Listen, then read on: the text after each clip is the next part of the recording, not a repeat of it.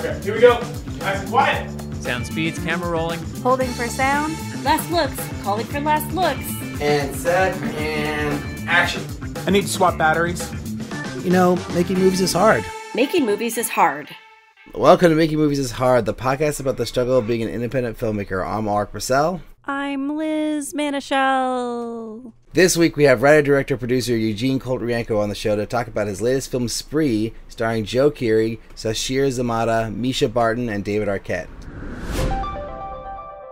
And I would just say the best thing you can do, as long as you can do it, is to make movies with people that you like and people that you trust and people that, you know, hopefully you're friends with. In that way, at least, you know, like everyone's heart is in the right place.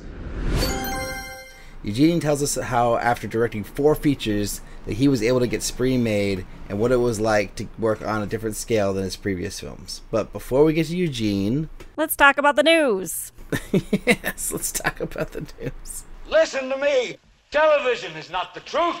We'll tell you anything you want to hear. We lie like hell. So this is an article from No Film School about streamers and how they are king right now, and how basically they're just gaining more and more popularity. Like all these people are just kind of focusing on streaming these new. Well, then there's a bunch of new ones too, right? Like HBO Max just came out. Disney Plus is pretty new. Peacock. And then Peacock just came out. I didn't get Peacock.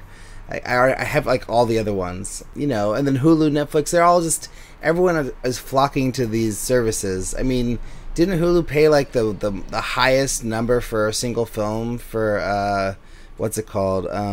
Palm Springs from Sundance this year or something? Isn't that like a thing? So just that in alone, it's like that used to be like a big studio that would release it in theaters, and now it's a streamer who's like throwing out big money for stuff. So basically, this article just talks about how, like, when the pandemic is over, whenever that is, years, right? Like, then they just don't think that movie theaters can really recover, and that they're really going to take over. That streaming is here to stay, and they're going to be the kings forever. And just in context, like, theaters are supposed to be opening today around the country. It's like August 20th right now, and you know, in my area, they're not open. There's no AMC's open. They're just still closed. I'm sure in Los Angeles it's the same. So I don't know. So as filmmakers, for years, we were like, oh, we want a theatrical run, right? And a lot of us felt pushed out of that. Like, we didn't get the opportunity to have theatrical run. But then there were things like Tug and Gather and booking an art house theater yourself. Like, there are all these ways where you could get to the audience directly through theatrical. Yeah, so streaming is king or queen or whatever, lord of the manor. But, like, filmmakers are being pushed out. And we're getting less and less power yet again, because we don't have that opportunity to book an art house theater anymore because it's a pandemic. And we're not going to get any license fee if we're on iTunes. So it's like we're just yet again powerless.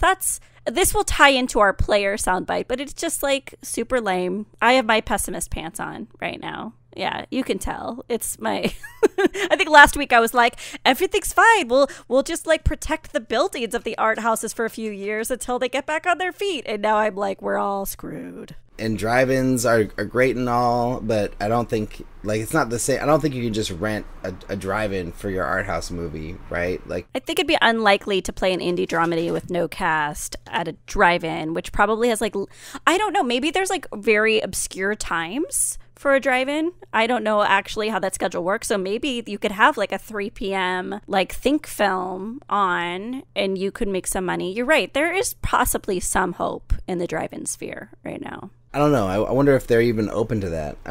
We haven't talked to any drive-in people, so we don't know. We should get one on. That would be great. You're right. Traditionally, it's been like horror movies, you know, genre movies that play at drive-ins, and that's what are doing really well right now, are all those types of movies. Who knows what's going on? I mean, I was talking to my producer yesterday, and he was saying, like, oh, there's still a chance that the alternate could get, like, a limited theatrical maybe next year sometime. Really? Our theater is going to be open next year?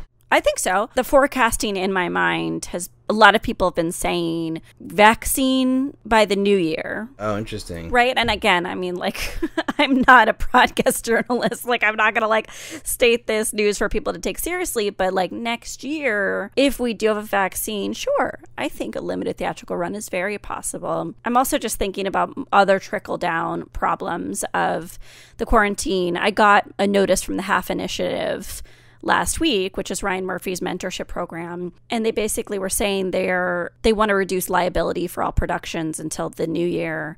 And so they're just putting a moratorium on getting back to applicants and curating who gets in because of the pandemic. And then I'm also thinking of like HBO All Access and WB Television Directors Program. Like they seem to be going for it. And I only know that because I got rejected by them. So like, it's very interesting what programs feel comfortable going forward, bringing in mentors, shadowing opportunities, getting on-set experience. Like, you've been doing commercials, right? Yeah. So like, those have been going forward, but like indie productions, I still have heard very few stories. So the DP for my movie, The Alternate, is on a movie right now. You know, it's a 20-day indie feature, but it's like so low budget it's not even SAG, so they're following all the COVID guidelines, but they didn't test the whole crew or anything. They're just doing like temperature checks, they're doing masks and all the basic protocols, but without the testing. Which seems like a little crazy, but since, you know, they're a crew of 10, I don't know, they're all just like basically quarantining themselves and not like going out and not doing things and being with lots of people. So I don't know, I guess it works. I was talking to my producer about this too. It's just like the cost for indie film to do the three days a week testing that SAG requires for the whole crew. It's just really cost prohibitive because it's like $150 a day times 20 times 3, so times 3 on top of that, because it's like 3 days a week, if you live weeks. in Los Angeles, I thought this is a California thing, maybe it's a California thing, but it's like you get free COVID testing, right? But is there a limit on that? And that's like you have to wait in line for hours. But you can't if you have to test the crew and you have to get rapid results, you can't do it that way, right? So I did some research, and because I texted John Schneider, you know, who was on the show, and he sent me to somebody else, and then they gave me a cost of $150 per person per test, and then you also have to have somebody. Not 150, but 150. Oh yeah. My God, yeah, that's insane. Yeah, because we did it last week, and it was $200 for one actor, but that was just like a standalone one person. We just sent him to an office, and he did it. But yeah, I guess if you're doing it on set, it's $150 per person, and then you also have to pay the person to be there. So that's probably like if they're going to be there for 3 hours testing everybody when they arrive, that's like at least $300, maybe $200 if you're lucky. So, you know, if you do all that math, right, it's like 200 times 3, 150 times 20 times 3 times 3. It's like probably $20,000 or something already. It's impossible, you know? for these smaller productions. Yeah. So you really have to either like work that into your budget or you just wait. But then like, how long are we gonna wait? Like, you're probably still gonna have to do like I can't imagine SAG not having these same protocols for at least, you know, through 2021, right? Like, no matter what happens, like I can't imagine they're gonna pull back on those rules unless it's just like all is well and there's no problem anymore. But that's not going to happen, right? If there's a vaccine, which I really don't know when, right? None of us know when. I think that would inspire a pullback, right? Because there's an opportunity. Right. You think if there's a vaccine that like they'll just like, oh, no more restrictions, we're good now. They'll definitely have restrictions, but like the 3 times a week COVID testing, I don't know if that would be... If everyone gets vaccinated, then maybe it's a vaccination requirement. Yeah. I mean, which seems also interesting and like a massive can of worms for this state specifically. But yes, that's very interesting. Yeah. No, anyways, lots to digest there. I don't know. I just want to work, man. Like, I want to be able to go make movies and get back on set. And I see other people doing it, and it makes me excited that there's a future where I could be back on set again too. But, you know, yeah, there's going to be a lot of money behind it, I guess, for it to actually happen. And I am not hopeful, and I am depressed, and I have my sad pants on. I have my sad pants on right now too, Liz, but I'm trying to like not have the sad pants. And guess what? Maybe this will make us all happy. We've got mail, Liz. My breath catches in my chest until I hear 3 little words. You got mail. So this week we have a new review. It is titled Love This Podcast with an exclamation point. 5 stars by R.P. Mac Escrees. From August 5th, and I'm pretty sure that's Rebecca Escrees, who is Rebecca on our Escrees. show. Yeah, Escrees. She's one of my genuinely closest friends in life. Oh, nice. So, amazing. This is a very biased, kind review. But yes, let's pretend like it's a stranger, and if you want to read it, we'll pretend like we're reacting to a stranger. Rebecca says, or RP Mac Escrees says, I've listened to this podcast on and off for years. I think the show has really evolved into a professional and honest podcast. The hosts are fun, period. The guests are honest, period. No blowhards, Hollywood gloss, or celebrity wannabes. Just an honest conversation about what it means to be a regular person working hard to make movies. I love it. Stranger. That was very nice of you. Thank you, stranger. Yeah, thank you, RP Mac. I love Mac as like just a name, you know, so RP Mac. Moving forward, do you have something to say? You can send us a question or a comment or a suggestion to podcast@makingmoviesishard.com, or if you like the show like Rebecca did or does, you can leave us a review on iTunes or Spotify, or not Spotify. You can leave us a review on iTunes or any of the other places you can leave reviews for podcasts, like Stitcher, for instance. Stitcher's a place. If you really love the show and want to support us, go on over to patreon.com/MMIH podcast and contribute any level, $1, $5, $9, whatever you'd like. We have a cool enameled pin to send your way. And we also wanted to shout out to our new Patreon, wonderful individual, Curtis Ratliff, who I actually don't know Curtis, so I feel like this could be a real Patreon who's like, yeah, I want to support this podcast. Do you know Curtis? I do not know Curtis. Thank you, Curtis. Much appreciated. This is like our first stranger. So we're like in love with Curtis Ratliff right now. Yes, thank you, Curtis. And lastly, make sure to jump over to our Instagram, click the link in our bio. We have that brand new YouTube page. You can subscribe, and actually please subscribe. Not just you can subscribe, but please subscribe. We're trying to reach 100 subscribers by September.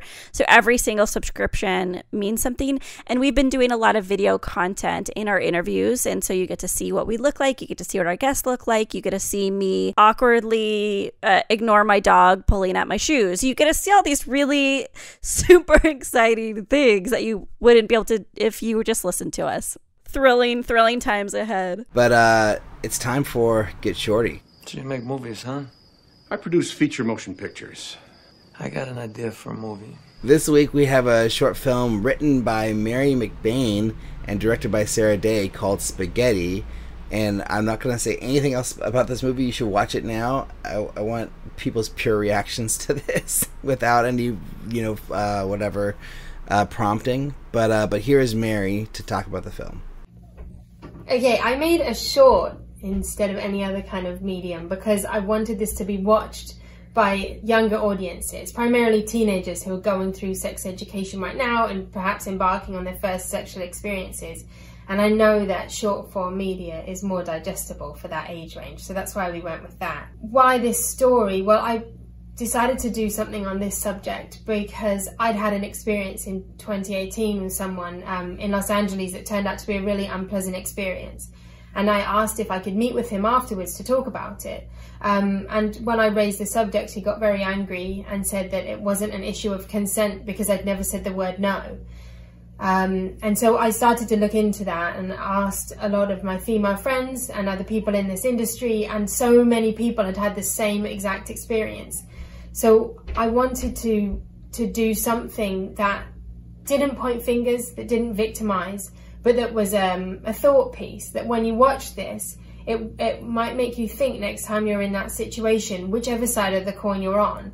And I wanted to do it in a neutral way so that it wasn't more uncomfortable for either side of it to watch. The funds, I'd started a production company last year in London, and we were able to come up with a small amount of funds, but it wasn't quite enough to make the whole film. So Dan Berman, who I made the film with, suggested that we go with an all-female crew, and not just a 50-50 like had been started to be a movement, but go full female shooting crew. So we put out an advert asking for female crew members to come along, and it was amazing. We had so many people contact us wanting to be a part of this, and everyone was willing to give their time for free. We did have to pay for editing, and that came from the budget, and we did have to pay for one of the locations, and again, that came from that budget. But the rest of the crew donated their time. And in fact, in one of the interviews when we were talking to one of the women, she said that if we did come up with funds to pay her, she actually didn't want to get paid because this had happened to her before and she didn't have a voice, and being able to work on this project gave her a voice, which was amazing. And it ended up, we had 23 women shooting this, and it was one of the most incredible experiences for all of us, and so much unity in there. And yeah, and again, people donating their time, which in this industry is phenomenal.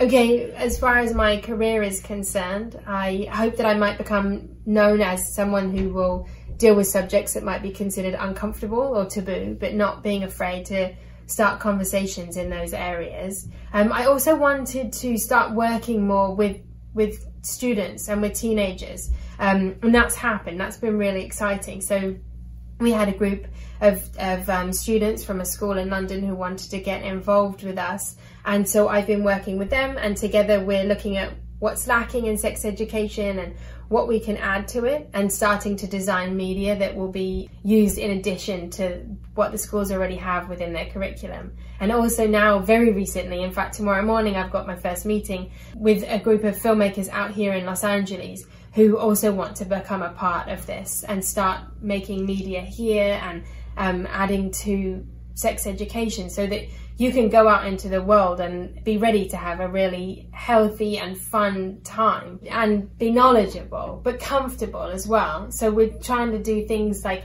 how do you teach dominion over your own body? How do you teach someone to be confident enough with their own voice, where they don't need validation from the other party, but they're confident enough to listen to their gut feeling on something? So I think that's something that's been lacking as far as I'm aware in what students are learning. So yeah, we're working on all of that. Now it's out in the world, it is serving the purpose that I hoped. It's becoming a conversation piece.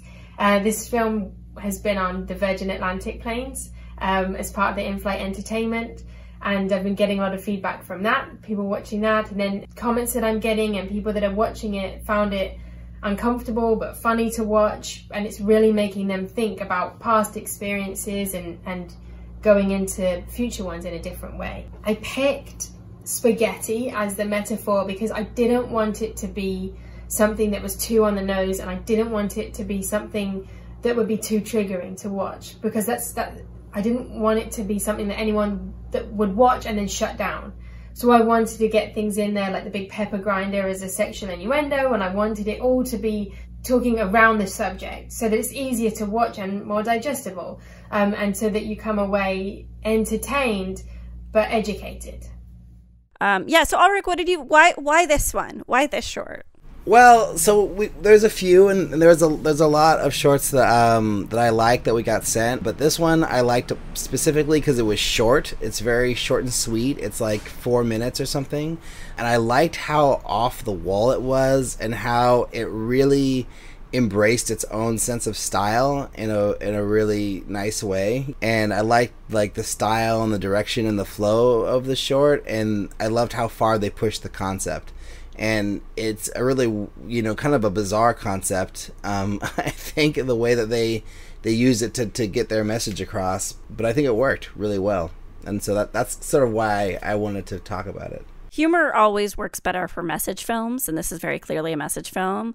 That's how it won me over. I also enjoyed the duration, and I like that the jokes weren't like super obvious. It was either like a visual joke or a joke in the dialogue. It didn't seem to like push this analogy over the top.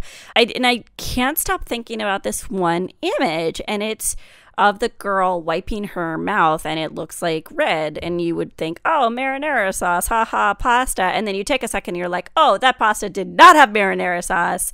And then you start thinking, wow, this is really dark. This is like a very substantial short that comes in light and comes in very absurd, but then it did stay with me. So yes, a good message about silence is not consent, a good tone, well executed, a little silly at first, and then, well worth the time you watch it. I love the shots where they're just jamming pasta into their mouths. It's really gross. That was something I did in one of my short films. We had a pasta scene where they were eating, and I used a couple of the shots, but I was kind of like convinced not to because it was so gross the way that they were jamming food into their mouths. But then I realized after I made the movie that was the point. It's supposed to be gross.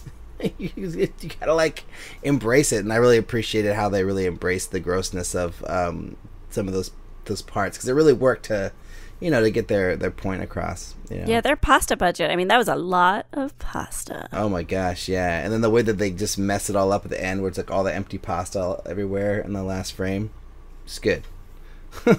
Yeah, if you want to share your short with the world and you would like us to talk about it, we mentioned earlier, just email us, podcast@makingmoviesishard.com, and we're actively and always looking for shorts to promote, because there's not a lot of venues to just promote a short. And also make sure you're checking out the shorts themselves when you're listening to us, and we share them on our website. Maybe we'll find ways to directly link from the YouTube videos to the shorts. But now we have the player. What about truth? What about the reality?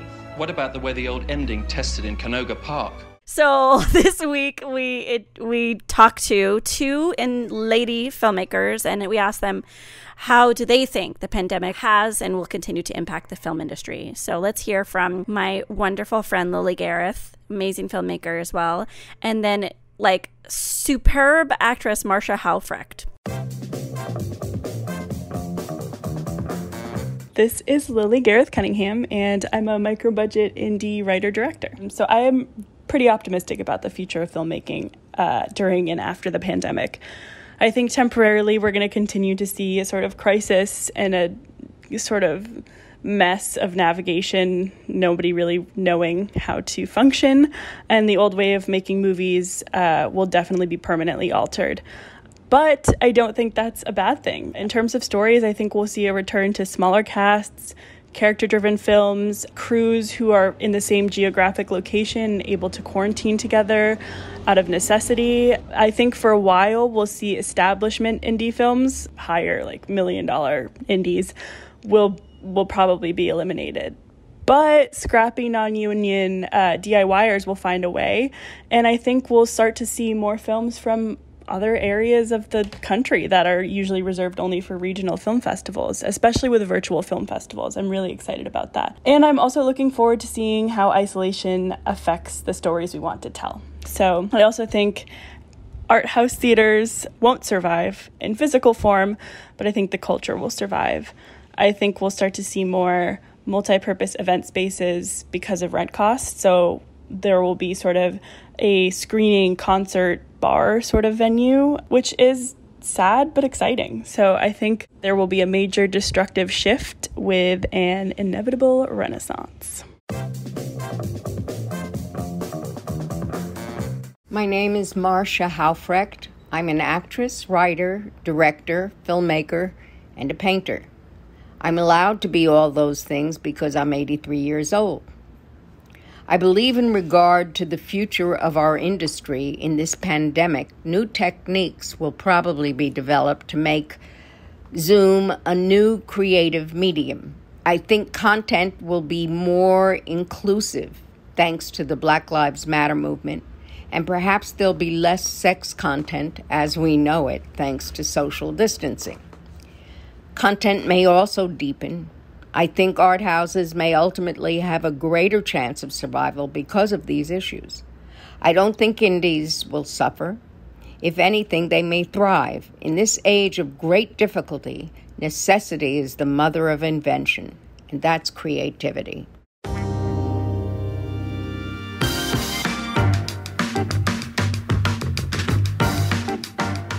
Eugene, thank you for being on the show. The first of our rapid fire questions is, how many days did you shoot Spree?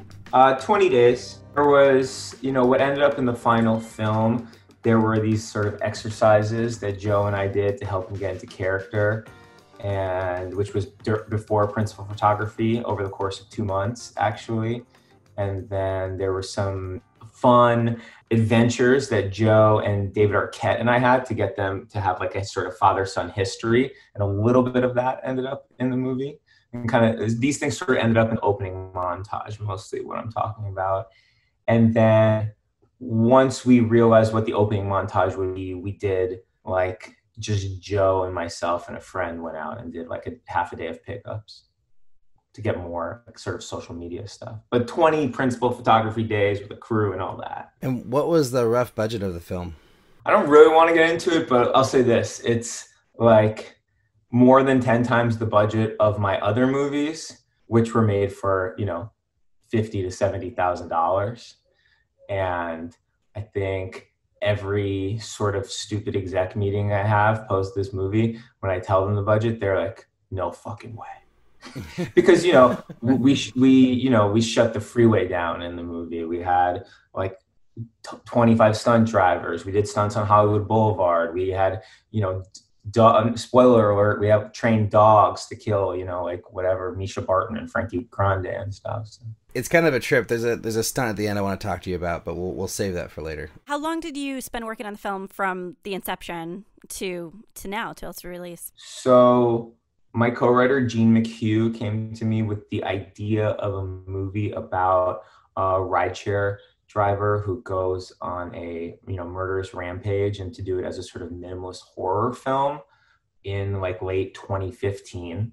And we sort of started like noodling around with that script for maybe like half a year, and I was just like, like what ideology is driving this person? And we kind of tooled around with a few things, like should we start taking down like white male supremacy, right? Or something that is like that sort of ideology, or like, should we start taking down something else? And then sort of just came to us like, actually, what if he's just truly driven by the likes, the thirst for attention? And that felt so universal and so relatable. And ultimately, when we were working on this as a sort of like takedown of alt-right sort of stuff, I was like, all of these people, these mass murderers, like these spree killers, are just driven by the same thing that, like wannabe influencers are driven by, sort of like need to be the center of a narrative, the need to command like attention from the culture.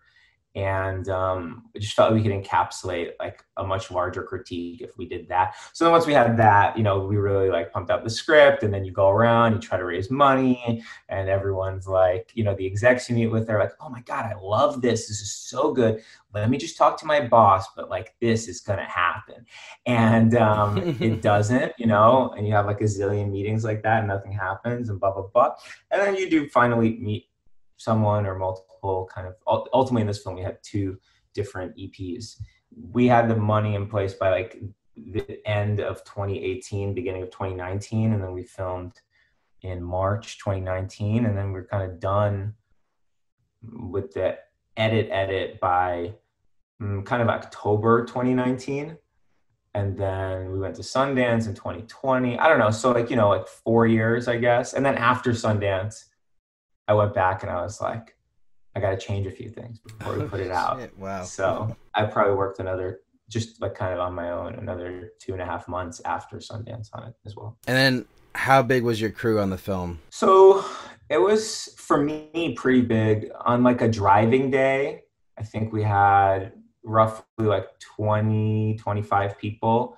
And then on like some of the bigger days, like the comedy club or the freeway chase and stuff, we had more closer like 40. Compared to all the other projects you've made, how difficult was this one? And my follow-up, which I really want to hear about, is how did you leverage your other films in order to increase the budget of this one? So if you could compare the difficulty, but also talk about maximizing everything you've done to get here. So I think the name of the podcast, right, I think is very accurate, right? It's making movies is hard, but also extremely fun. And like, I think if your approach to filmmaking is like, there are going to be a lot of fucking challenges and obstacles, and all of that just needs to be a kind of like an opportunity to be creative, then I think it isn't really hard. It's just time consuming, but hopefully you're having like fun doing it, you know, and hopefully like you're okay just eating like tuna fish and drinking water as like the only thing you can afford while you're, you know, making your independent film. How much harder was it? Well, one thing that was a little harder actually was working with like a real crew. And like, this is my 5th movie. This is my first time that I've worked with an assistant director. I've never had one before. And, you know, my first time working with like sort of producers who have experience producing stuff. Whereas in the past it was like, hey, you're my close friend that I trust. Will you like help me produce a movie even though you know nothing about like the processes of filmmaking? Actually, one thing that was a little harder was like sort of like ceding control over like the schedule and the way things should be run. Even though there actually was a lot of improv in the film, and I encourage that, being less improvisational with like how the day goes. I mean, on one hand, I'm like kind of a control freak. And on another hand, like I pick people, I mean like, you know, performers, because they have a certain like energy that I want to make sure I capture in the film. And in the past, I feel like sometimes I can see performers doing something that the scene like is constraining them in. And so then we kind of like reconfigure that. And in this film is way harder because, you know, it's a genre film and you are constrained by the car and you want to have a route, you have a fucking permit for your route and all this stuff. Not that we didn't improvise. I actually think we did a lot of like sort of on the fly things that were really interesting. And Joe and actually all the actors were really kind of masterful in how they kind of organically started improvising. Anyway, to answer your question, it was harder that I'm a control freak and I had to kind of, you know, really, you know, collaborate in a way that I felt healthy about, you know, because I do think that's one of the best parts of filmmaking, to collaborate and get people great ideas and stuff. But people don't always have great ideas, you know. Sometimes people's ideas are wrong, and sometimes people's ideas make scenes worse and stuff. And I don't really mean the actors. I'm talking more about like the crew now and stuff. And I do believe that everyone on the crew should have like a voice, and if they have an idea, share it. But yeah, that was harder. The other movies I shot in 7 days, my other films, my 2 previous films. But it was way more like intense. Actually, one of the hardest things was like, so these were usually between 10 and 14-hour days on spree. And afterwards, I was like, what do I do now? Like, you know, because on the other movies, I had like, you know, like 16, 18-hour days and stuff. And I was like, oh, I'm just going to like pass out now.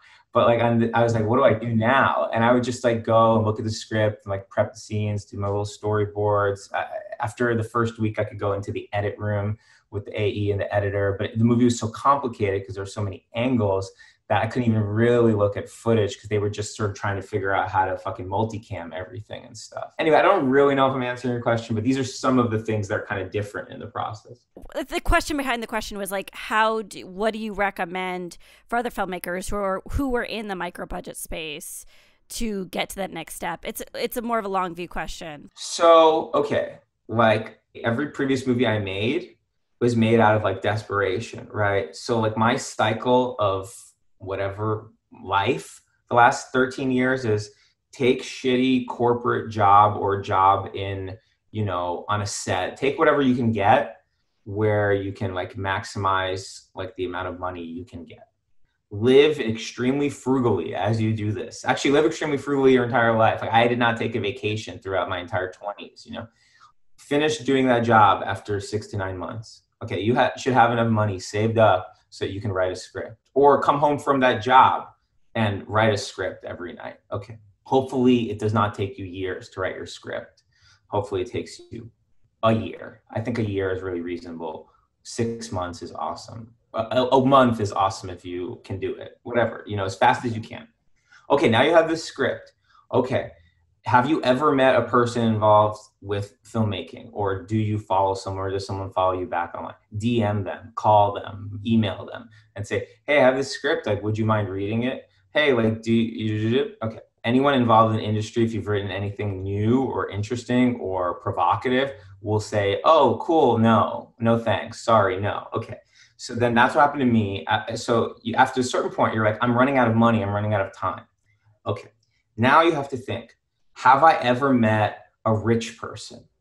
Have I ever met a rich person who has nothing to do with movies, who has no idea that I don't know any better. Yeah. Who has no idea that you quote unquote can't make a movie for $50,000, because every person involved in the film industry will tell you you're fucking crazy. Okay.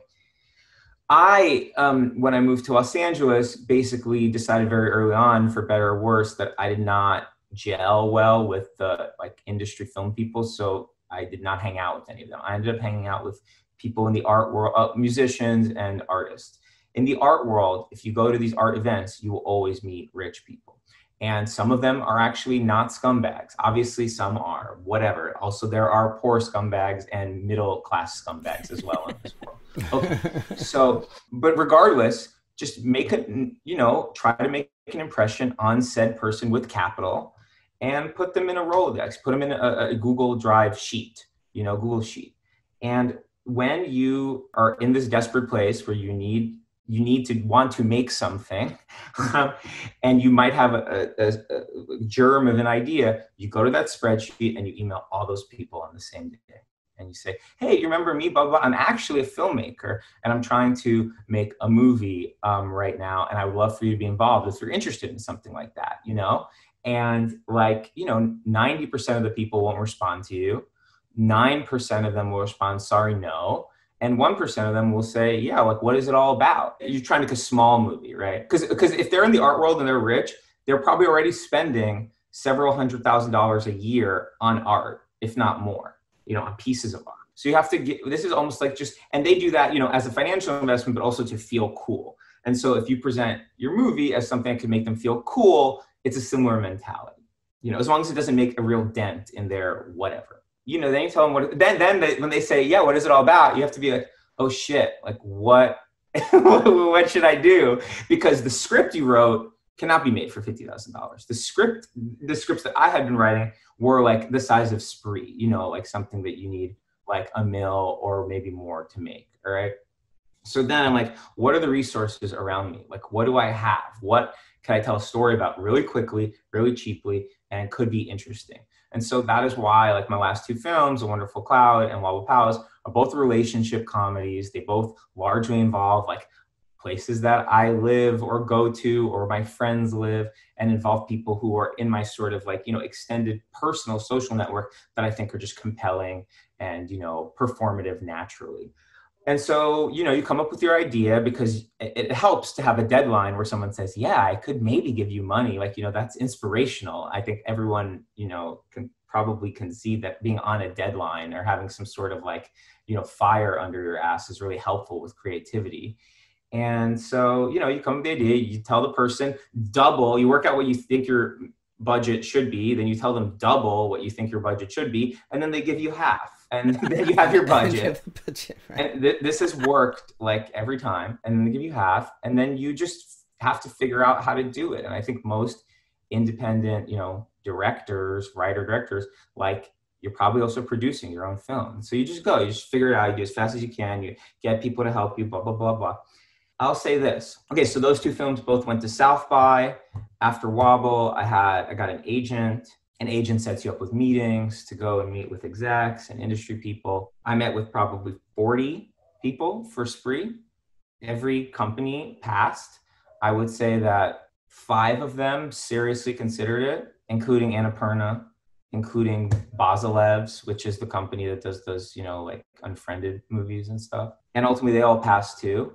And literally, it was exactly the same scenario as before. Someone reached out to me and said, hey, my boyfriend just saw Wobble Palace, right, which is my last movie, and really likes it. And if you're going to make another movie, he'd like to get involved. And I was like, oh, well, what does he do? I was assuming he wanted to work in the art department or something. And then and then she was like, yeah, he'd want to invest or produce it. And I was like, oh, he would like to invest. That's cool. Well, yeah, I'm actually trying to make a movie right now. Can I send him the script? She's like, sure. So I sent him the script. We had the meeting. Same exact thing. Ask for double. You get half. And I mean, he liked the script. He trusted me. He knows I can do this, sort of thing. We got along well, all that stuff. then you get half and it's like, okay, I'm making the movie. And then I was like, wow, we're going to have to do all sorts of stunts and complicated things on this film that I've never done before. I should get like, you know, producers who have a little bit more experience involved. And so I got this producer, John Lang, who had done some genre films. He brought a line producer, Krista Borini, who had also done some films with him. And they put together a budget. So I put together my budget the way I normally do. And I was like, perfect, I'm good with the money I got from the first investor. I'm going to go do this. Then they came on and they're like, actually, we probably need double what you have. And I was like, what? No, I would have asked for 4 times. Anyway, so then we needed to find another investor, blah, blah, blah. And then, yeah, so I hope that's like a little bit interesting, the genealogy. Can we back up a little bit just to like the John Lang part? Because this is the trick, right? Like I know a lot of people who have had money and went off to make movies, but then when they're trying to find their John Lang, you know, they don't find them, or they find somebody who doesn't have as much experience. So can you just talk to how you found that person? Yeah. Well, John Lang, was one of the people at those 5 companies who I had met with and pitched, and who was a champion of the movie, but then just didn't work out. He had, in between my meeting and that point, had left that company and went independent. And actually, the exact same thing happened with the other producers. Sumaya Kaveh, who was the Annapurna, she was a champion of the script and tried to get it made there. Didn't work out, and she had left Annapurna, and she formed another company with a former colleague of hers, Matt Budman, and they came on as the other producers who brought in the other capital. I don't exactly like living in LA. It's not a city after my own heart in terms of just like, it's not super walkable. Obviously with COVID, every city is sort of the same at this point, but before, like, it's just a different style of life and vibe. My proximity to the industry basically meant nothing for my first 10 years out here. I would say the main benefit was that, like, I was able to work with some very talented technicians and artistic craftspeople who would get paid very well for working on commercials and like kind of big movies that they didn't like. And then I'd say, hey, are you free for 7 days to work on me and my small movie for nothing? And they'd be like, yeah.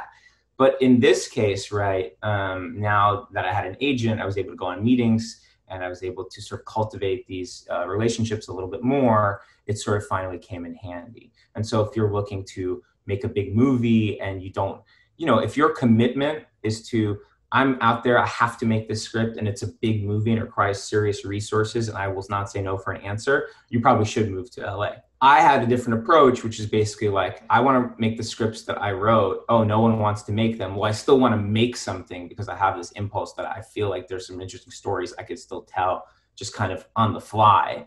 And so that is why I ended up in this cycle of just making movies, not just independently, because Spree is also independent, but like extremely under the radar in Hollywood. So I have a question. You're talking about that first executive producer that you got on to like get the first bit of money for Spree. That wasn't Drake or Future, was it? That wasn't Drake or Future. Okay. And so Drake and Future came on through Matt and Sumaya. Their company had a first look deal with Dream Crew, which is Drake's company. And so after the script was all put together, and after Matt and Sumaya were really into it, and after we had even already cast Joe, and I had started making some videos with Joe in character, I put those materials together. And then we went and pitched it to Dream Crew, and they had already read the script and liked it, and they responded really well to the materials and to me, and they got it right away. So once they were on board, then it was super cool, and then we had all the money we needed, and they already, even in that first meeting, one of the Dream Crew guys, Matt Babel, was like, oh man, this stuff that you're making with Joe, we got to use this to like, promote the movie. Cut to 17 months later, I don't know if you guys have seen it, but we had this promotional campaign leading into the film, which is a Kurt's World 96 Instagram account, which, has 67,000 followers and like a bunch of extremely fervent fans. We have a more successful social media campaign than like Tenet, essentially. So like statistically, obviously way more fucking people in the world know about Tenet and want to see it. But just on a numbers, to get into a Kurt Kunkle state of mind, on a numbers way, we're more influential. All right. That's so funny. Well, that's a perfect vehicle for this movie, right? To have an Instagram account. It's like a no-brainer. Yeah, you couldn't do it with like another film organically, but for this, and a lot of the people on it were completely confused. They don't even know it's a film. It's very like, kind of Blair Witch-ish. Like they don't even know it's a film. They think it's a real person. They think it's Joe Keery taking the piss, But it's proved really effective, and that's why I was saying kind of right before we got on the call, like you guys were like, "What are you up to?" I'm like, I'm just reading Letterboxd reviews, and it's I think literally all from people under the age of 23 who are aware of the film. Now, my sort of concern and goal now is to make people older than 23 aware of the film, because I think they are not. I think there's very little awareness of this film amongst millennials and Gen Xers and all that.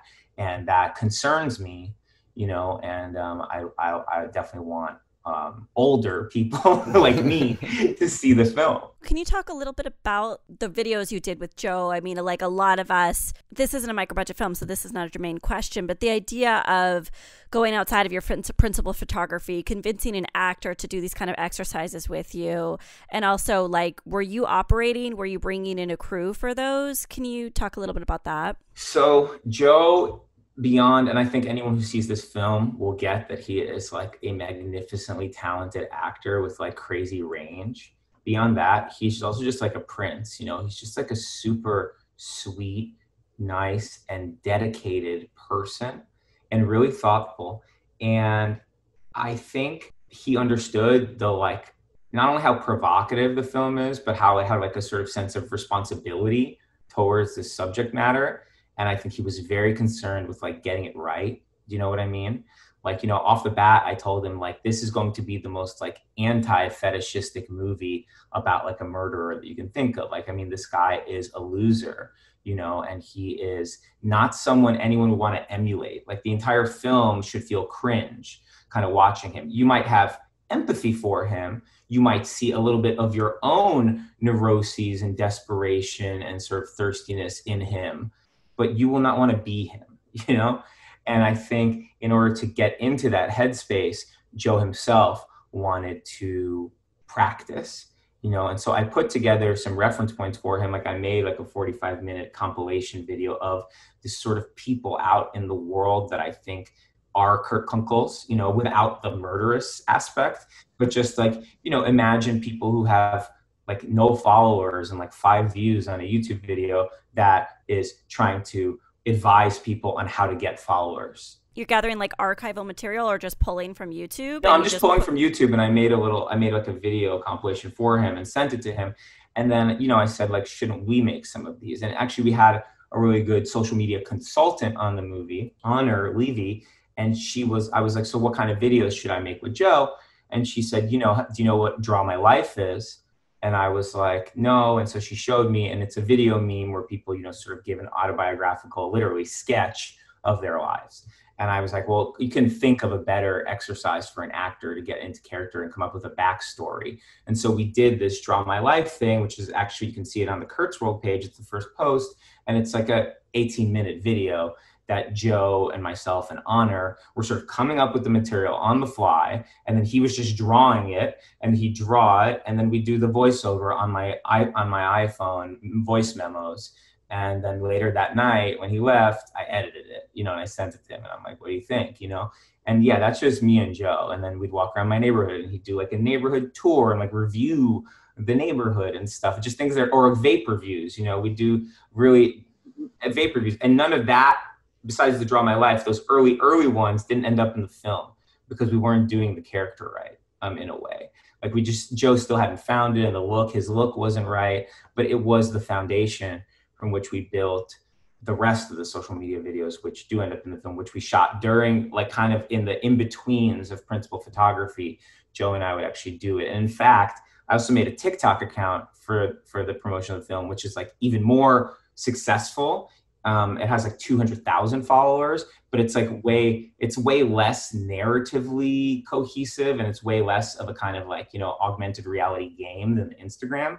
But there's a video on that has 3 million views, which is basically on day 3 of principal photography, when it was our first car shooting day there were a lot of technical difficulties with the monitoring of all the different cameras in the car. We pulled over in a parking lot where there was a Kohl's, like the Kohl's, like TJ Maxx, Marshall's type place. And so I just said to Joe, I said, why don't you go in there in character as Kurt and just kind of, maybe you're thinking of getting into a different outfit, because this will be, I was like, this will be your first ride, like right before your first ride, you're in this outfit, this is your look. So maybe you're thinking of swapping outfits. Anyway, so we go in there, blah, blah, blah. He's saying some funny stuff. He's a great improver. I'm like kind of watching him. And he's all on camera the whole time doing it? He's all on his iPhone. So, I mean, for anyone who's like listening, let me just say this flat out. The entire movie is shot on iPhones, GoPros, police body cams, Sony body cams, surveillance cameras. There's no conventional cameras. There's no 3516 Alexa Red. That's no, actually there is Red, but it's a diegetic camera in one scene, stand-up comedy scene. And it's used diegetically because it's supposed to be like a broadcast camera for a stand-up comedy live stream. Anyway, so Joe and I went in there, and he's doing funny stuff, and I'm pretending to be like a guy who works at Kohl's, who's saying like, you can't film in here, dude. And he's like, da-da-da. And then I saw in the rack a Steve Harrington Stranger Things t-shirt, like literally 30 of them all in a rack. And I said, Joe, you gotta go over and interact with this fucking shirt. And he picked it up and he's saying, oh, I watched this with my cousin. Like, I love the show, but I don't really know how I feel about this character. Not my favorite. And, and then that went viral, right? And it's not actually in the film, but it was part of our promotional campaign. So anyway, like, that's just the thing. If you're going through technical difficulties, obviously, if you're the person who can solve them, go solve them. But if you can't solve them and someone else is working on it, figure out what else you can do with your actors, especially if they're game to create and to collaborate, which Joe was very much game. That sounds like it must have been pretty fun to make that, just to have the ability to go out and shoot stuff with your actor at any time, pretty much.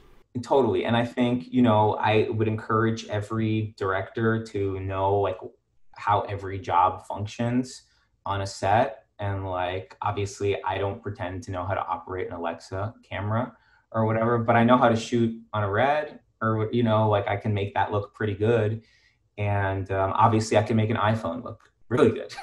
and you know what? Joe can too. I mean, Joe and Sasheer and David Arquette, they operated almost all of the stuff where you see them in selfie mode, definitely. And oftentimes when you see them in revert, like, facing outward, they're really good because we're all used to doing this anyway. But what about convincing reps to get, like, yes, you can connect with an actor, and a lot of actors are very kind and giving, but like once the agent or manager finds out that their actor is contributing to the cinematography of the film, like, are there any did you run into any issues with reps is what I'm really asking? No, everyone's really cool. I mean, like, they all read the script. Maybe I'm just really naive, like in my previous films, like any actor I worked with who had reps, I didn't contact them ever. So like I worked with Jack Kilmer, I worked with John Ennis, I worked with people who, Kate Shield was the star of my film, A Wonderful Cloud. She had reps. She did not tell her reps she was making that film. Like, why are you telling your reps you're making a movie for $50,000? You're not gonna, because whatever, like they're not gonna get anything out of it. Yeah. I mean, ultimately the movie did well. It went to South by, and people have seen it. I just didn't do that, and I didn't know there's anything wrong with doing that. And and like, this is my first SAG film, and it's a non-union film. Still, this was a non-union film. I don't know. I just didn't go to the reps. I just, Joe and I, when we were kind of talking about the role, I got his number. I said, well, do you want to do this? Post Sundance and stuff, it's a little bit more complicated. We have been going through reps and blah, blah, blah. And like, I understand that probably in retrospect, looking back on it, I was really demanding in a way, maybe annoying in a way, but that's okay. I could think, if you're really passionate about what you're doing, that should be like contagious, like everyone should. I mean, you have to be respectful of people's time and energy and effort. But if you care about something the most and you are putting in a lot of fucking time and effort and you are not misguided and you feel like you're doing something, like I feel like this movie means something. I mean, maybe it doesn't mean anything to like the New York Times or something, but like with the movie, I was trying to like really make an impactful statement and also make like a piece of meaningful entertainment. I think that's contagious. And so people want to participate in that, and people want to contribute to that. And, you know, maybe if Joe was like way more seasoned, and maybe if this wasn't his first feature, and maybe if blah, blah, blah, or I let my producers be more participatory at the beginning, none of that would have happened. But because I'm naive and maybe Joe is just naive or whatever, it did. And I don't think either of us really regrets it. I think we're both so happy to have found the character through that, and then to be able to use those materials. I just want to say, I don't think it's naive. I think that's how we should be making art, but I think the system blocks us from interacting organically in that way. So I'm just amazed that you were able to skirt the system and the agents weren't like surveying you and like stopping you. Let me just say, for the record, Joe's agents and management and stuff are absolutely like sweethearts. They like I think if we had gone through them, potentially it would have been even easier, because Joe is super dependable, but he's also like a musician. And one thing about musicians is that they're like hard to reach a little bit, you know? Whereas I think if I had, before principal, I said, hey, like I'm going to need, 5 days or something with Joe just to really get into character, and these are the days I want, it would have just happened. In reality, it was like me kind of texting him a little bit like, hey, are you busy? Like, that's what I mean by being like annoying and stuff. His reps are super, Matt and Molly, and I think he has a few others. They love the movie, and and were super nice to me all the time. But I agree with you that the system is it's created to extract maximum profit for all of these sort of non-creative participants. And if you're lucky, the creative participants, and that's what turned me off about it, for the second I got to Los Angeles. And, people come up with their alternatives to it. And obviously there are film industries in New York and Austin and other pockets of the country. And I don't necessarily know that those systems are better. I mean, I don't know that they don't necessarily emulate the model that's created by Hollywood, or that is, like in France or, Hong Kong or whatever, or Italy. Every country and place has its own models, but they're all about sort of like extracting maximum profit from people's creative output. And I would just say the best thing you can do, as long as you can do it, is to make movies with people that you like and people that you trust and people that, hopefully you're friends with. In that way, at least, like everyone's heart is in the right place. And, it's not like just like a weird, like circle jerk with the lawyers or something like that. So I want to go back to something that you said earlier, like kind of in the beginning of the conversation, where you're talking about working with a bigger crew, working with producers, working with an AD for the first time, and then having to like kind of change your style of directing to kind of fit, this more organized, bigger model, I guess. Maybe not organized is the right word, but like, you know what I'm saying? Can you just talk about how you managed to do that, and like what allowed you to accept this different process? Yeah, I don't know, just because like you want to respect people, and I mean, frankly, when someone comes on board, and, the thing about crew members, right? Unlike, a director, they're not with the project from like the beginning to end. I mean, producers sometimes are, but, what I'm trying to say is that basically every single crew member on a crew will have done 5 times more than any director on a crew, because they go from project to project as DP or as the sound person or as the script supervisor or whatever. And so you really want to yield to people's like experience sets and their knowledge sets. And, hopefully you find the people who are just really good at their job. That's kind of my mentality, like, oh, okay, well, this person knows what they're doing. And if it felt to me like, oh, I disagree with, the fact that this is the schedule, or I disagree with like how the day is going to go, or I disagree with like this article of clothing that we decided on a week ago because I was tired and I said, yeah, that looks perfect, and now I don't. Or the location, like there were a lot of debates about location that we had to go through between myself and the producers and the line producer and the location manager. So I don't know, you just sort of like figure out who is making sense and when they're making sense, and you yield to that. And then if you feel like someone isn't making sense, you just have to speak up. Otherwise it'll kind of gnaw away at you inside. My first film, Zeros and Ones, which was, much smaller film, but also about computer screens and trying to tell a narrative story through apps and programs and sort of computer language. We shot that movie with a small crew, and then my imagination was like, oh, okay, so now we shot this 5-camera movie where I'm going to have a bunch of embedded videos to emulate sort of like, YouTube and MySpace and all these things. And we'll just get maybe some grad students at Cal Arts to animate it, like maybe like 2 or 3 who really think this is cool, a cool project or something. And it ended up requiring close to 40 volunteers over the course of 2.5 years. And it was a really collaborative effort, and people were truly volunteering, which was amazing and like inspiring and like made me feel so lucky and also kind of like horrible about myself, because people were working really hard for nothing. So part of that is learning that like people will work hard and contribute if they feel like they have authorship. And that's an important lesson for any person collaborating and any sort of leader and any sort of, person making a project that requires communal activity. And I realized another part of that equation is just trusting people. So on zeros and ones, if people were graphic designing apps and games and stuff in a way that didn't exactly sit well with me, I would sort of try to direct them, but I would also try to say, like, you know what, that's their voice. And I just sort of early on conceded that the movie would become a pastiche of different voices, and that would work to the benefit of this sort of like anthropology of the internet. And so I allowed, all the artists sort of pursue their own muse when it came to designing and animating, even though I was like, working out the timing and stuff with them. Anyway, all of this is just to say that you have to trust people to do the thing that they're good at. You have to let people feel invested in their skill set.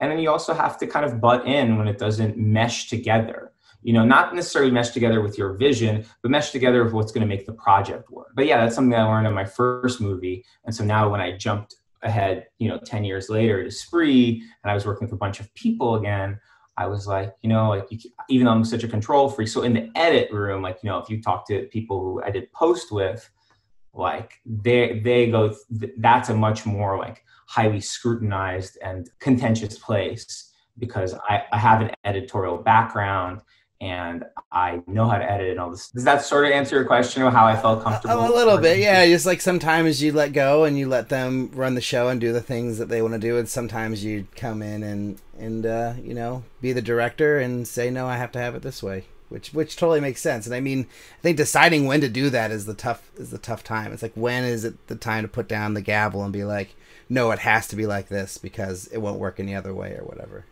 I think generally speaking, I would say generally speaking, if someone says, this is bad, what you're thinking of doing is bad, Eugene, you need to really, really consider what they're saying. Like, people do not flag shit, and people do not fight with a director, or disagree with a director unless they truly believe what they're saying, and it's always worth consideration. And oftentimes what happens is you do not do exactly what they're suggesting, but you also do not do exactly what you originally had in mind. You find some sort of synthesis of the two ideas, and oftentimes that becomes better. The two things that I really fought on in the movie that, I did not budge on were the freeway chase, which was obviously one of the big ticket items, and crashing into the house at the end. Yeah. They wanted to cancel the freeway chase and the crash, and they wanted it to crash into a garage instead of a house. And I just thought it was so important that all of like the sort of domestic, sort of space was where it all kind of went down in that last scene that, was hopefully funny and scary and kind of sad, with the dad and with the mom and stuff. And the freeway chase, obviously, it's like, you need that for the fucking trailer. You need that. If you're going to sell this as a thriller, as a car movie, you're making a fucking car movie. You need a chase, and that you can't cut that. Like, and ultimately, I think it was a lot less money than anyone would imagine. Although I think, the line producer, obviously she had it figured out pretty accurately, but like, if I asked you guys how much you think that costs, I'm sure you would say a number that's much higher than it did. You have to shut down an entire freeway. You have to have 20 police officers. You have 25 stunt drivers, each driving stunt cars that you rent for the day. You have a biscuit rig, which is like a special type of trailer where someone is connected to the car outside of the car and driving it for the driver, for the actor while they're driving. I don't know. It's anyway, like thinking about the making of that is giving me a headache, but we were able to do it in a very efficient way, which was I think cool and lucky, and kudos to everyone who figured it out. Speaking of smashing the car into the house, like, did you actually just drive a car into a house? Is that what you guys did? Or well, that's what I wanted to do. I said, can't we find like some house that is, you know, like in some area where they built these houses like right before the financial crisis, and now it's been abandoned for 5 years and someone's about to destroy it and no one lives there, and can we just set design that and crash into that? And everyone's like, that is really dangerous and stupid. And I was like, okay, so what are we gonna do? You know, we scouted a location that looked from the exterior like what we wanted, and had a field, which was great because I knew, you know, we need the showdown in the field at the end, and we also need a place where he's setting up his cameras at the beginning of the movie, which, by the way, we shot that the same day, right? Like the beginning of the day is the intro of the movie where he's setting up his cameras and all that, and then second half of the day is the showdown with Jesse in the field where, you know, he tries to run her over and blah, blah. And actually, you know, we did in between those two things is we shot like 70% of the Kurt social media material, because the interior of that house, that was another part of our location that was perfect. And the person who owned that house had a teenage son. And we literally just went into the teenage son's room, got rid of anything that had a logo, put in a few little posters, and now it's Kurt's room. And literally Kurt is using that kid's headphones, you know what I'm saying? Like, and so we, you know, just did it there. Joe and I did it there for fucking 2 hours. And then they came in and they're like, lunch. And I'm like, he's doing a room tour. Like, stop, you know, like, don't interrupt this guy. You know, he's a fucking genius. Let him do it. And then we'll have lunch in 2 minutes. I mean, I know it's, you know, these are all important union legal regulations. And obviously people need to eat on time and all that. But like, do not interrupt like a 5-minute take at minute 3.5. Of like someone doing something amazing. So we drove that car all the way up and as close as we could safely. We had a great stunt supervisor, Casey Adams, who was doing the driving, as close as we could to the actual house. And then our production designer, Carlos, and his team, they reconstructed the exterior of the house on a stage at a place called Skid Row Sets, I believe. We then, like 2 weeks later, crashed the car into that exterior and, you know, cut them together in a way that I think looks pretty seamless. Beautiful. If you told me you'd crash into a real house, I would have believed you. Yeah, I think most people watch it, they believe it. And there is like a little bit of compositing work as artists, the VFX artist did to help out, and color correction helps out. And then my editor and I, we put a speed ramp into a zoom up and a speed ramp into the actual shot that wasn't on a stage to help. You know, and then if you cut fast enough, no one sees that stuff. So what's the first film you ever made, and how do you feel about it now? Zeros and Ones. I feel good. It was a screen movie where I was trying to revolutionize cinema language, because I felt like someone has to do this, you know, make a movie that has emails and multiple angles and all that on screen at the same time. I was upset because no one saw it. Played at one film festival, and it weirdly did get a week-long run in New York, which got us a crazy good New York Times review, but then nothing happened with it. And actually only really lately, it's been rediscovered by, weirdly, some super fans in Australia. So now I have like this very small that movie has a very small fervent fan base in Australia, where they've screened it like 4 times in the last like year and a half. It has flaws, but I think it's, especially in light of Spree, which is basically like that movie revamped with like a genre and like phones. It's worth checking out. It's definitely interesting. What's the best filmmaking advice you've ever received? I can't remember any specific advice, but like when I was sort of like bumming around desperately asking people to get me like, you know, PA jobs when I first moved to LA, someone called me and they said, I have a job for you. And I said, like, is this Eugene from the bar? I said, yeah, like I have a job for you. I'm like, that's amazing. They're like, it doesn't pay any money. And I was like, that's not a job. It's working, you're working on an Agnes Varda movie. And I said, okay, I will obviously do for free. And so then I PA'd on Agnes's movie, and during the wrap party, we just talked. I was just like, why am I here with the crew? I need to talk with her. She's alone at the bar drinking by herself. I was like, I'm going to go hang out with Anya's.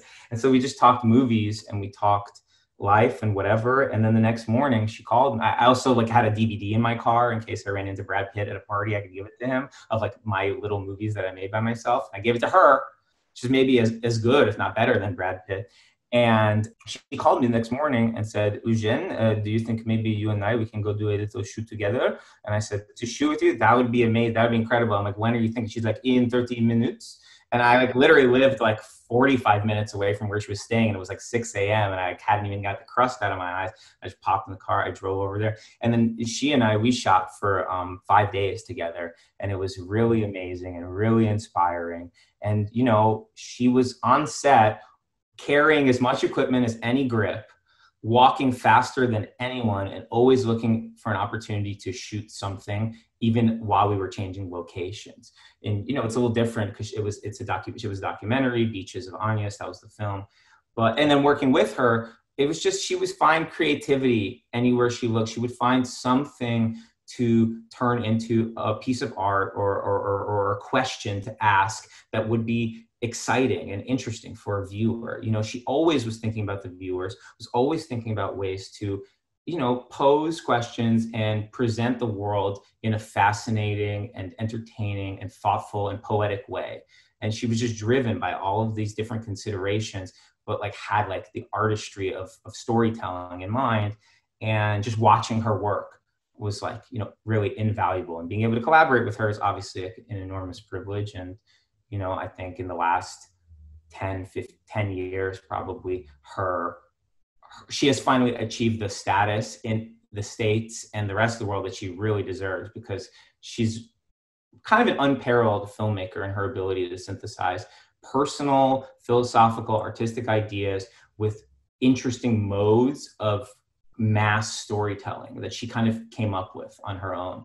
Do you have a goal as a filmmaker? Goal? Yeah, I would like to make films that, you know, really start conversations. Like, I grew up in a moment when I'm 34, films really were like kind of very relevant and primary to cultural conversations. And as I've grown up, I've seen films become very marginalized in sort of mainstream conversations, unless you're talking about like tentpole, like kind of superhero type stuff. And I think part of that obviously has to do with viewing habits and stuff and all that, but it also has to do with the responsibility of filmmakers to make films that are like meaningful and push forward cinema, but also have to be fucking entertaining. You know, I can't tell you how many films I see at film festivals and ultimately released as art house films that are extremely boring and suck and like ruin people's goodwill towards cinema. We are not at a point in history where we can take for granted that people will care. So my goal as a filmmaker is, I think, to make films that hopefully formally and artistically and philosophically are saying really interesting things, but also make some sort of impact on the culture as, you know, like a piece of entertainment. And I think that balance is like the type of filmmakers that I like historically. And so that's kind of my goal. If you could go back in time, what's one piece of advice you would give yourself? Ask people for help more. I think I was really scared, kind of like the few kind of contacts I had when I had first moved to LA that did have some connection to filmmaking. I was really scared to ask them for help because I was like, why would they want to help me? Like, why? I was scared to annoy them and bug them and stuff. And now that I have experience, that I've made films, generally speaking, unless I'm crazy busy or someone seems like unstable and psychotic and they ask me for help, I will help them. And it's a pleasure for me to, you know, help someone if I feel like their heart's in the right place and they're, you know, making something that's really meaningful to them. And so I say, if you're starting out, and you know, ask people, and also ask your friends for help. If again, it's just sort of thing like, if your intentions are true and like hopefully you're not doing anything that's too fucked up, you know, people will help you. Lastly, is making movies hard? Yeah, I mean, like, yeah, it's very challenging. Like, obviously, you know, there are things that are more meaningful in this world for people to dedicate their time to. And obviously they're also like, and it's also an incredible privilege to be able to say like, I make movies, or like, I made a movie and please watch it. or like say, hey, a bunch of people are helping me to make a film, or a bunch of people are getting paid to help me make a film. All of those things are extremely, honors. It's like an honor to be able to say any of those things. But with that being said, it is really hard because you have an enormous responsibility in terms of the work you have to put in to make something that is watchable and good and meaningful. It's hard, but it's worth it, I think. Awesome. Where should people go if they want to watch Spree or if they want to find out more about you? Where should they head? So if they're in the US, it's out at drive-ins and on VOD, and you can find out more info on spreefilm.com, at kurtzworld96 on Instagram to get the sort of, it's almost like a second movie making that account. So you could give them a lot of cool and fun backstory. And me, everybodyloves.me is my website, and there's links to all my other movies on there. It's great talking with both of you. Yeah, thanks so much, Eugene. Thanks for listening, and thanks to Eugene Kotlyarenko for being on the show, and to Priscilla Rios of KWPR for setting this whole thing up. Check out our website, makingmoviesishard.com, where you can find links to the things we talked about in this episode. If you want to get in contact with us, we've said it before, we'll say it again. Send an email to podcast@makingmoviesishard.com. Find us on Twitter, Facebook, Instagram at MMIH Podcast. I am Liz Manischel on Twitter and Liz Manischel Film on Instagram. Alrik, where are you? I am Alrik B on Twitter and Instagram, and yeah, that's pretty much it. And he will accept your friendship.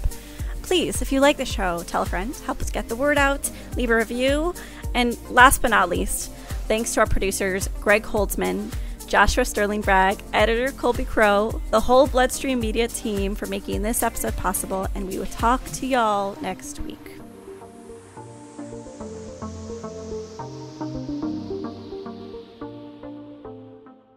Can you hear my child screaming from the other room? Just a little. He is. It's nap time, so he's like, I'm not having it, Liz. He doesn't want to go to bed? No.